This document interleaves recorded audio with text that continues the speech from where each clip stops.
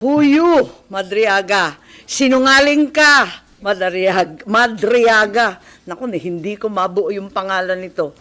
At ang lahat ng gustong marinig at pakinabangan ng mga kasinungalingan mo ay may naghihintay na kwarto sa impyerno. Ako, bilang senador at kapatid ni Bonget, 10 ng mga tunay na nakakaalam ng pangyayari ay may moral na pananagutan na pabulaan at itama ang nakakasukang kasinungalingan ni Madriaga. Inuulit ko, sinungaling ka, Madriaga, at hindi ako papayag na gamitin mo at ng mga kasamahan mo ang oras, ang espasyo, ang dignidad ng kahit na anong opisina o sangay ng gobyerno. Isasalaysay ko ang mga pangyayari noong 2021, ang tunay na pagbuo ng unit team.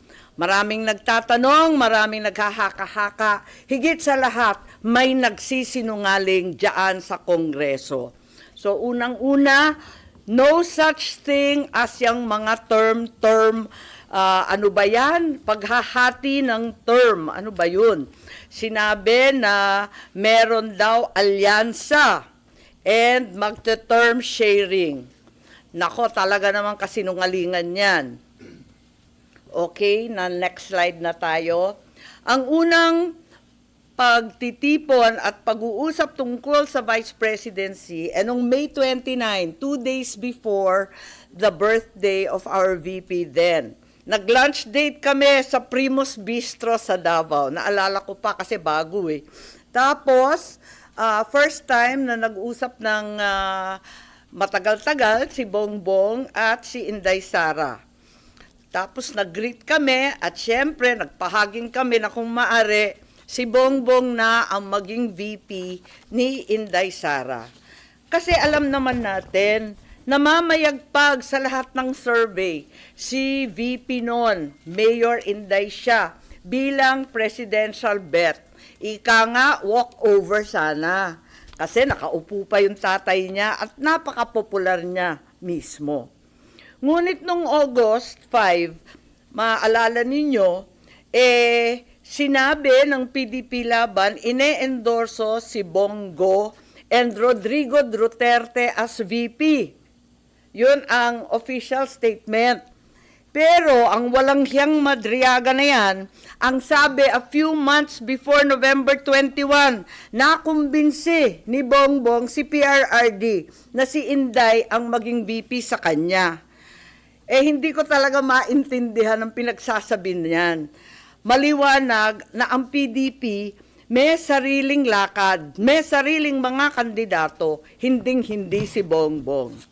Going back lang doon kay PRRD, paano nyo na pahupa yung, di ba nakita naman natin na may galit pa rin si Presidente even before, during that time. Paano na pahupa yung galit ni dating Pangulong Duterte at pumayag din eventually doon sa unity?